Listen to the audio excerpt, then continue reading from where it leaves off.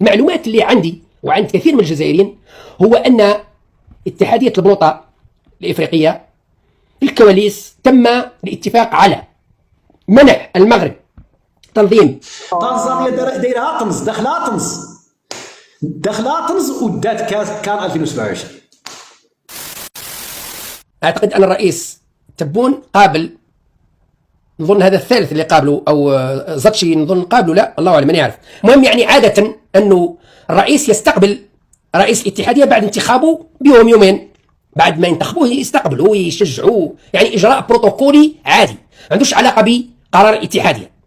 أنا في اعتقادي وأكاد أجزم أنه ما عندوش علاقة، لكن رئيس الجمهورية استقبل رئيس الاتحادية وهنأه وطلب منه يعني إصلاح وضع البلوطة في الجزائر ويعني وأمور مثل هذا. لكن نظن باللي رئيس الاتحادية ممكن استشار الرئيس، يقول له السيد الرئيس احنا الحين ناخذ قرار اننا ننسحبوا، يقول له الله يسهلكم انتم ادرى، انا خطير البلوطة، انت وجماعتك اذا اتفقتوا الله يسهل، احنا الدولة مستعدة اذا قررتوا نستضيف، عندنا الهياكل والامكانيات لاستضافة كأس العالم وليس فقط كأس افريقيا.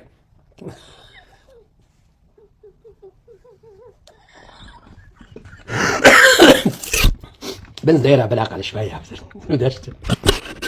ناقص تسخن لك فرفرة وكتبدا طرش اوكي ماشي. كاس العالم كاس افريقيا عندنا امكانيات ان نستضيف كاس افريقيا، الدوله مستعده، ولكن اذا قررتوا ما تستضيفوش الله يسهلكم، هذا انت قراركم. انا نظن هذا الرئيس يقولوا لي، انه ما نظنش الرئيس يدخل في امور ما يعرفهاش، يعني يعطي رايه ممكن، لكن قرار انسحاب الجزائر من التصويت يوم او يومين قبل التصويت قرار صائب. لماذا؟ لانه المعلومات المتوفره حسب الكواليس، انا قلت لكم خاطيني البلوطه، لكن نعرف ناس اللي نتناقش معاهم نقصر معاهم، المعلومات اللي عندي وعند كثير من الجزائريين هو ان اتحاديه البلوطه الافريقيه في الكواليس تم الاتفاق على منع المغرب تنظيم بطوله او كاس 2025 ومنع السنغال 2027. يعني من قبل الكواليس متفقين انهم 25 يعطوها المروك، 27 يعطوها السنغال، هكذا متفقين.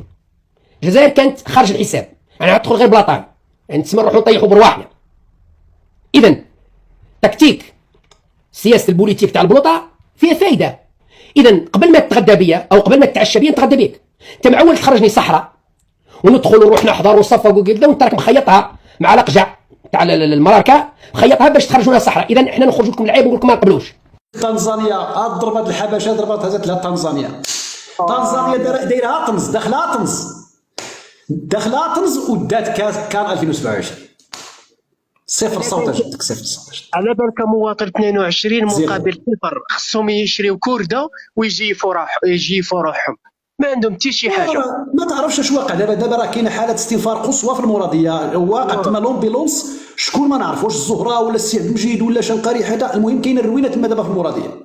على بالك باللي كتبت ميساج لطوطو القجع، قلت له شكرا طوطو القجع، قال لي ومن بعد نصوني لك راني مشغول، اقسم قال لي ومن بعد هكذايا، قال لي كيضرب ماركيز، عندك الصح ما يضربش الماربورو، راه كنت درت خطا يضرب الماركيز. لا ما شوف واش على هوكيستان يضرب غير ماركيز، ما يضيعش، هو رزقو على هوكيستان. لا ونقول لك هو راه مكسل في تازاغين هكذا، جهه تافوغال جهه بركان طوطو القجع هكذايا، على بالك مكسل وفرحهم يا جدك، افرع الكيان، فرعوه على بالك هبلهم. راسك واحد الحاجه دارها مواطن، راسك واحد الحاجه دارها.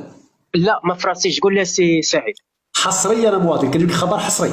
شوف انا واه دابا الموعد ديال اعلان الفائز كان مع 10:30 الصباح ديالنا، 10:30 ديالنا، واه 10:30 مغربيه، كانوا غيعلنوا على النتائج، تعطلوا ساعتين، كانوا يستناوهم يجيو، زعما كانوا كيستناوهم باش يحضروا.